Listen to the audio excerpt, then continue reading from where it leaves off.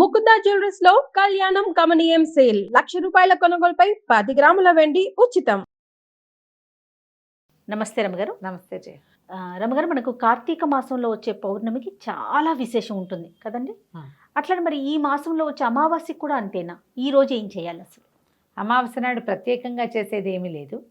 అమావాస్య నాటికి 30 రోజులు పూర్తవుతాయి. కార్తీక 30 రోజులు పూర్తవుతాయి. అయితే ఈ అమావాస్య వెళ్తూ ఉండగానే పాడ్యం వస్తుంది కదా. అవును, దాన్ని పోలి పాడ్యం అంటారు. అమావాస్య నాటి సాయంకాలం నుంచో లేదా అమావాస్య వెళ్తూ ఉండగానో పాడ్యం నాడు కుదరని వాళ్ళు అమావాస్య నాడు ఆఖరి దీపాలు పెట్టుకుంటారు. ఇది ఏమిటంటే నీటిలో దీపాలని వదిలిపెట్టే కార్యక్రమం చేస్తారు ఎక్కువగా. పోలిపాడ్యమికి ఒక ప్రత్యేకమైన కథనం కూడా ఉంటుంది. కార్తీక పురాణంలోనూ చెప్పబడుతుంది. పోలి స్వర్గారోహణ. ఈ పోలి అంటే ఏమిటో తమాషాగా ఉంది. పోలమ్మ అమ్మాయి పేరు. పోలాలు పెట్టుకుంటారు. పోలేరమ్మ మీద నుంచి పెడతారు కదా. ఆ ఇంట్లో ఆఖరణ పుట్టిన పిల్లలు, లేక పుట్టిన ఆడపిల్లలు, చచ్చి బతికిన పిల్లలు, వాళ్ళకి పోలి పేర్లు పెడతారు. పోలి అని పిలుస్తారు. ఎంతమంది కనపడతారో ఆ పోలాలు, పోలమ్మ ఇలా. అయితే ఈ పోలి కథ చాలా వింతగా ఉంటుంది. ఈ కథ చెప్పుకుని అక్షింతలు వేసుకుంటారు, దీపాన్ని పెడతారు. ఏంటంటే ఇప్పుడు నెల రోజులు మనం కార్తీకం శుద్ధంగా చేసుకుంటారు ప్రతి వాళ్ళు కూడా. అవును, మిగిలిన ఏవి దానాలు ధర్మాలు అవి ఇవి చేసినా చేయకపోయినా పొద్దున్నే స్నానం, దీపం. ఊర్లలో ఉండే వాళ్ళు ఏం చేస్తారు? చెరువుకి వెళ్ళి స్నానం చేసేయటం, చెరువు కట్టుకుని దీపం పెట్టేసుకోవటం. వెళ్ళేటప్పుడే పట్టుకెళ్ళిపోతారు వస్తువులు, నూనె, దీపం, ప్రమిదలు, ఒత్తులు పట్టుకెళ్ళిపోతారు. దేవాలయాలు ఏవైనా చెరువు గట్టునే ఉంటే స్నానం చేసేయటం, ఆ తడి బట్టలు పెడిచేసుకుని సూర్యుడికి అర్ఘ్యం ఇచ్చేసుకుని దండం పెట్టేది. అర్ఘ్యాలు ఇంకా సూర్యోదయం కాదు, ఓ దండం పెడతారు రాని సూర్యుడికి, దీపం పెట్టేసుకుంటారు ఆడవాళ్ళు. మగవాళ్ళు అయితే సంధ్యావందనాది కార్యక్రమాలు చెరువు గట్టునో నదీ తీరానో అలాగే చేసుకునేవాళ్ళు. బావి దగ్గర స్నానం చేసి వచ్చే దారిలో ఉన్న దేవాలయంలో దీపం పెట్టి వచ్చేసే పద్ధతి కూడా కనపడుతుంది. ఈ ఊళ్ళల్లో చిన్న చిన్న పల్లెల్లో దేవాలయాలు అవి లేని వాళ్ళు ఏం చేసేవాళ్ళు? సమీపంలో ఉన్న నదీ తీరాలకి వెళ్ళిపోయేవాళ్ళు. వెళ్ళక్కడ నివసించి నెల రోజులు దీపం పెట్టుకొచ్చేవాళ్ళు. తెల్లవారుజామునే 4-3 గంటలకల్లా బయలుదేరి వెళ్ళిపోయి అప్పుడు ఏముంది 6ంటికి పడుకునేవాళ్ళు. సాయంత్రం 3ంటికి లేవడం ఏమీ కష్టం కాదు. అవునవును. ఈ వెళ్ళిపోయి 3 గంటలకల్లా వెళ్ళటము, స్నానం చేయటము, దీపారాధన చేసుకోవటం, తెల్లవారేసరికల్లా మళ్ళీ ఊళ్ళోకి వచ్చేసేయటం. దూరంగా ఉన్న నదీ తీరాలకు కూడా ఇలాగే వెళ్ళేవాళ్ళు. తీర్థాలకు వెళ్తాం, ఇది ఒక విధానంగా వెళ్తుంది. ఇప్పుడు కూడా మనం అలాగే ఇంచుమించుగా చేస్తున్నాం. మనకేంటంటే జనాభా పెరిగారు, జనావాసాలు పెరిగిపోయినాయి. ఈ నదీ నదాలు, చెరువులు, జామలు మనకేమీ లేవు. చెరువులో స్నానం చేస్తే ఏదో పిచ్చెక్కినట్టు ఉంటుంది. స్విమ్మింగ్ పూల్లోనూ వాటిలోనూ స్నానాలు చేయలేం కదా. భూ సంబంధమైన జలాలు కావు అవి, ప్రాక్టికల్ కుదరదు కదా. అవును, కాబట్టి మనకు పుష్కలంగా స్విమ్మింగ్ పూల్స్ ఉన్నప్పటికీ మన ఊళ్ళల్లో కుదరదు. అవును, ఏదో ఇంట్లోనే స్నానం చేస్తాం. కుదిరితే ఏదైనా ఒక్కరోజు వెళ్ళి ఏ నదిలోనో ఏ చెరువులోనో చేస్తాం. ఇలా 30 రోజులు చేశాక, 30 అంటే రోజులకి 30 చెప్తాం. తిథులు అవో 15 తిథులు, ఇవో 15 తిథులు. ఈ 15 తిథుల్లో ఒకటి క్లబ్ అయిపోయి ఓసారి 28 రోజులే వస్తాయి, ఓసారి 29 రోజులు వస్తాయి. ఓ రోజు ఎలాగోలాగా లుప్తం అయిపోతాయి, ఎక్కడో చోట క్లబ్ అయిపోతుంది. ఇన్ని రోజులు పెట్టి ఈ అమావాస్య రోజున, అమావాస్య నాడు 30వ రోజుగా పూర్తి చేసుకుంటారు. చేసుకుని అమావాస్య నాడు సాగనంపకుండా పోలి స్వర్గారోహణ పాడ్యమి నాడు చేస్తారు. పాడ్యమి నాడు ఏం చేస్తారు? ఇట్లా తెల్లవారుజామునే, అదే లాస్ట్ దీపం. మన అరటి డిప్పలు దొరుకుతాయి కదా, అరటి డిప్పకి చిన్న చిన్న హోల్స్ చేసి, ఆ హోల్స్ చేయడం కూడా మా చిన్నప్పుడైతే నాకు తెలిసి ఈ మందు సీసాలు ఉండేవి చూడు, బాటిల్స్, టానిక్సే బాటిల్స్, వాటికి మూతలు రేకు మూత కదా, ఆ రేకు మూత ఇలా గుచ్చి ఇట్లా తిప్పితే ఆ డిప్ప ఊడొస్తుంది. అందులో ఆవు నేతిలో ముంచిన ఒత్తిని అందులో వేసి వెలిగించి నీళ్ళల్లో వదిలిపెడతారు. అవును, నీటిలో వదిలిపెడతారు. దీపాలని వదిలిపెట్టి మళ్ళీ వచ్చే సంవత్సరం మళ్ళీ కార్తీక దీపాలు పెట్టుకుంటామని అంతవరకు పోయి రమ్మని అమ్మవారిని దీపలక్ష్మిని సాగనంపుతారు. పెద్ద పూజా విధానంగా ఏం చెయ్యరు. ఇంట్లో దీపం పెట్టుకోవటం, ఇది పసుపు బొట్టు పెట్టి అరటి డిప్పలకి దొప్పల్లో దీపాలు పెడతారు. ఈ గంగలోనూ అక్కడ కనపడుతూ ఉంటాయి మనకి నదీ తీరాల్లో, గోదావరి నదీ తీరాల దీపాలు వెళ్తూ కనిపిస్తాయి. అరటి డిప్పల్లో చేస్తారు. ఇంత తట్టు మన రైతు బజార్ల నిండా అరటి డిప్పలు దొరుకుతున్నాయి ఇప్పుడు. మనకి ఇక్కడ నీళ్లు లేవుగా, ఏం చేస్తాం? అందుకని మనం ఒక టబ్లో వదిలిపెడతాం. దాని నియమం ఏమిటి? అమావాస్యతో నాడు తెల్లవారుజామున దీపాలు కనిపించటం, వెలుగు. ఈ దీపాల వెలుగులో మన పితరులు ప్రయాణం చేస్తారు. ఇలాంటి దీపం మనం ముందు పెట్టాం. అది ఎప్పుడు నరక చతుర్దశి రోజున, అవును.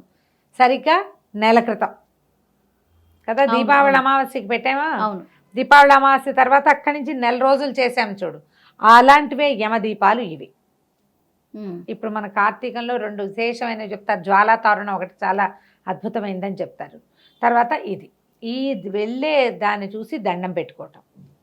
మనమే చేయలేకపోయాం, ఎవరో వేస్తారు, దండం పెట్టుకోండి, అది కూడా ఫలితాన్ని ఇస్తుంది. ఈ పోలిని పంపించటము, ఆ పోలిని పంపటం కాదు, జ్యోతిని పంపటం. ఈ పోలమ్మ కథ విశేషంగా చెప్తారనమాట. కథ బాగుంటుంది. పూర్వం ఒక నదీ తీరంలో ఒక రజక కుటుంబం ఉండేది, చాకలి వాళ్ళ కుటుంబం, 5 కొడుకులు వాళ్ళకి. అయితే వాళ్ళిద్దరు భార్యాభర్త బాగానే ఉండేవాళ్ళు. ఈ 5 పిల్లలకి పెళ్ళిళ్ళు చేశారు. ఆఖరి కోడలు పోలి. ఈ ఆఖరి కోడలు ఏంటంటే, అది ఇంటి దగ్గర ఒక దేవాలయానికి అనుబంధంగా ఉన్న రేవులో పనిచేసేది చిన్నప్పుడు ఆ పిల్ల. అప్పుడేంది 10 ఏళ్ళకే పెళ్ళిళ్ళు చేసేవాళ్ళు కదా. ఆ దేవాలయంలో వచ్చే కృష్ణారామ అన్నిటికీ స్పందించి పూజా పునస్కారం, దానికి దీపం పెట్టుకోవటం, వేళకి మరి ఉపవాసాలు ఉండటం, గుళ్ళో దర్శనానికి వెళ్ళటము, గుడి ప్రసాద స్వీకారం మాత్రమే చేసి ఉపవాసం చేయటము, ఇలాంటి నియమాలు ఉండేవి. మంచి భక్తి కలిగిన పిల్ల. ఎప్పుడైతే ఈ భక్తి కలిగిన పిల్ల వీళ్ళ ఇంటికి వచ్చిందో, వాళ్ళ అత్తగారికి వీళ్ళ ఊళ్ళో కొంచెం భక్తురాలని పేరుంది, పూజలు బాగా చేస్తుంది అని మంచి పేరుంది, గంగమ్మో ఏదో దాని పేరు. అయితే ఇంత పేరున్న అత్తగారు కోడలు వచ్చాక కోడలు భక్తి ఎక్కువైంది, అత్తగారి భక్తి తగ్గిపోయింది, కష్టంగా ఉండేది. అందుకని ఈ కోడల్ని ఏమీ పూజ చేసుకొని ఇచ్చేది కాదు, విపరీతంగా పనులు చెప్పేది. తను గుళ్ళోకి వెళ్తూ పెద్ద కోడళ్ళని 4 వెంటేసుకెళ్ళేది, కానీ చిన్నపిల్లని రానిచ్చేది కాదు. ఇంట్లో దానికి ఏదైనా కృష్ణారామ అనుకోవడానికి వీలు లేకుండా ఏది చేయనిచ్చేదే కాదు. పని పని పని, పాలు తీయాలి, వెన్న తీయాలి, అది తీయాలి, ఇది తీయాలని 100 పనులు చెప్పేది. ఊపిరాడని రకంగా చేసేది.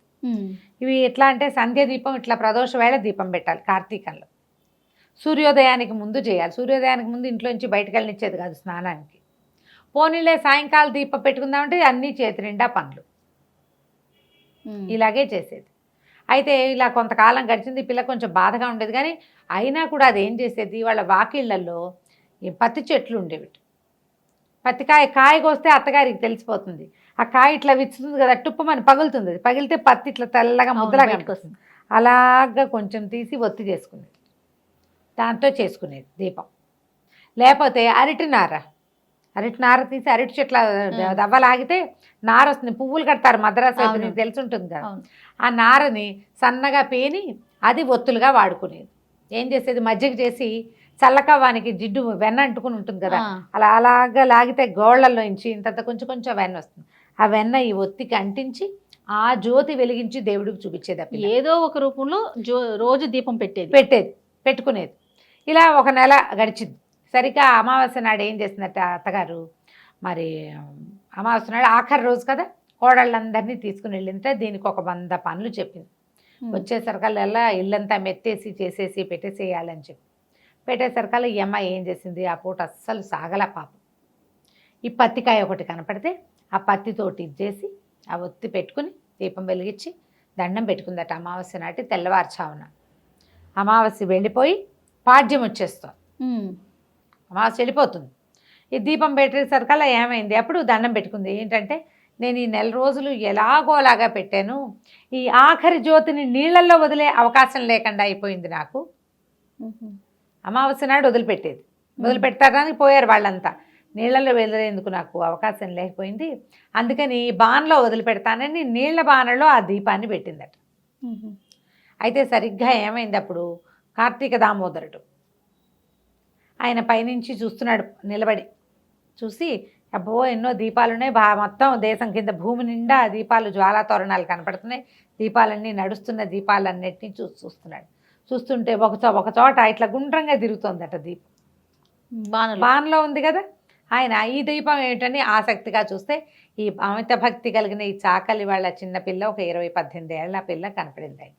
ఆయనకి ఈ పిల్ల నచ్చి తన పార్షదులను పిలిచి సశరీరంగా ఈ అమ్మాయిని తీసుకురమ్మన్నాడు. ఈ లోపల ఏమైంది, తెల్లారిపోయింది. పాడ్యం తెల్లారితే ఇంకేముంది, వచ్చేస్తారు కదా వీళ్ళు. అత్తగారు తోడుకోడళ్ళు అందరూ బయలుదేరారు ఇంటికి. వస్తుంటే పైనుంచి ఒక విమానం దిగుతూ కనపడిందట, రెక్కలున్నది. చూశారు, అమ్మో ఇంకేముంది, వాళ్ళ అత్తగారు బోళ్ళంత భక్తురాలు గంగమ్మ ఇన్ని రోజులు కోడళ్ళని వెంటేసుకుని 1 రోజులు దీపం పెట్టింది, 1 రోజులు కార్తీక స్నానం చేసింది, దానికోసమే వస్తుందంటే వీళ్ళ పక్క నుంచి ఆ విమానం ఎగురుకుంటూ పోయి పోలి వాళ్ళ ఇంటి దగ్గర ఆగింది. దిగి వచ్చినటువంటి విష్ణు పార్షదులు అమ్మాయిని రామ్మ నీకు విష్ణు సాయుధ్యం లభించిందని దాన్ని ఎక్కించుకున్నారు. ఎక్కించుకుంటే ఏమైంది, అది పైకి లేచేసరికల్లా అత్తగారు కోడళ్ళు అందరూ పరిగెత్తుకొచ్చారు. దీనికి స్వర్గం వచ్చేస్తోంది మనకు రావట్లేదని అయితే కాళ్ళు వేళ్లాడేసుకుని ఒక కొసకి కూర్చుని ఉన్న ఈ పోలి కాళ్ళు పట్టేసుకుందట అత్తగారు. ఆ అమ్మాయికి దేవుడు ఏవో కథలు తెలుసు కానీ ఈ స్వర్గాలు ఆరోహణలు తర్వాత విమానాలు వాటిలో కూర్చోటాలు దానికి ఏం తెలుసు. అందరు పెద్ద మగవాళ్ళు ఉన్నారని సిగ్గుపడి ఒక కొస కూర్చుని కాళ్ళు వేళ్లాడేసుకుని స్తంభం పక్కన కూర్చుంది. ఆ వేళ్లాడేసుకున్న కాళ్ళని పట్టేసుకుంది అత్తగారు. అత్తగారి కోడళ్ళు పెద్ద కోడలు కాళ్ళని చిన్న కోడలు అలా వరుసగా ఒకళ్ళ కోళ్ళు అక్కడ పుచ్చుకుని మొత్తం 5 కోడళ్ళు వీటి అత్తగారు వేళ్లాడుతూ ఉన్నారు పైన. విమానం వెళ్ళిపోతుంది. ఇంతలో ఈ విష్ణు పార్షదుల లోపల కూర్చున్న వాళ్ళు చూశారు, ఎవరో వచ్చేస్తున్నారు, వీళ్ళంతా సశరీరంగా తమతో పాటు స్వర్గారోహణ చేస్తున్నారని. ఆయన యువతలకు వచ్చి ఆ అత్తగారిని చూసి కోడల్ని దీపం కూడా పెట్టుకొని ఇవ్వలేదు, నీకెందుకు స్వర్గం లభిస్తుంది, నువ్వు ఏ అవకాశం ఇవ్వకపోయినా మానకుండా కార్తీక దీపం పెట్టింది కాబట్టి ఈ అమ్మాయికే స్వర్గం, నీకు స్వర్గారోహణ లేదని చెప్పేసి ఆడు చేతులు తెగొట్టేశాడు, కత్తిపెట్టి కొట్టేశాడు. 4 కోడళ్లతో సహా అత్తగారి భూమి మీద పడింది. ఎక్కడో తలా చోట పిట్టలాగా రాలి పడ్డారనమాట. చెట్టు మించి రాలిన పళ్ళు తలా పక్కకి పడ్డట్టు పడిపోయారు. ఈ పోలమ్మని మాత్రం స్వర్గానికి తీసుకెళ్ళిపోయారు. ఈ స్వర్గారోహణ కథ చెప్తారు. ఈ పోలమ్మని తలుచుకుని అక్షింతలు వేసుకోమంటారు, పసుపు కుంకం చల్లుతారనమాట ఆవిడ కోసం. అట్లా ఈ దీపానికి మనం ఎందుకని ఈ పాడ్యమి నాడు వదిలిపెడతారు. అమావాస్య నాడు కూడా వదిలిపెట్టచ్చు, కొన్ని ప్రాంతాల్లో చేస్తారు. పోలి పాడ్యమి ఖచ్చితంగా పాడ్యమి ఘడియలు వచ్చాకే అమ్మాయిని పైకి తీసుకెళ్లారు కాబట్టి ఈ పోలమ్మని తలుచుకోవటం. ఈ రోజున ఏం ఉపవాసం ఉండరు, ఎవరైనా ముత్తైదుకు బొట్టు పెట్టి ఏదైనా తాంబూలం ఇవ్వటం మంచిది. పాడ్యమి దీపం పెట్టుకోవటం. మార్గశిర శుద్ధ పాడ్యమి పోలి పాడ్యమి, మన కార్తీక శుద్ధ పాడ్యమి బలిపాడ్యమి లాగా ఇది పోలి పాడ్యమి. బొట్టు పెట్టి ఎవరికైనా ముత్తైదుకి తాంబూలం ఇవ్వచ్చు, రాజకులకు ఇస్తే మంచిదని చెప్తారు. పిల్లలు మనకి స్త్రీ వాళ్ళు తాకళ్ళు కనపడతారు కదా మన పరిచయస్తులు, ఎవరికైనా బొట్టు పెట్టి తాంబూలం ఇచ్చి చీర రవికాయ ఇవ్వచ్చు. మీరు ఏదైనా ఇవ్వదలుచుకుంటే ఏది ఇవ్వదలుచుకున్నా ఈ రోజున ఇస్తే కనుక విశేషమైన ఫలితం లభిస్తుంది. ఆ స్వర్గారోహణ కథ వింటే మంచి అత్యద్భుతమైన ఫలితం లభిస్తుంది అంటారు. నమస్తే. నమస్తే.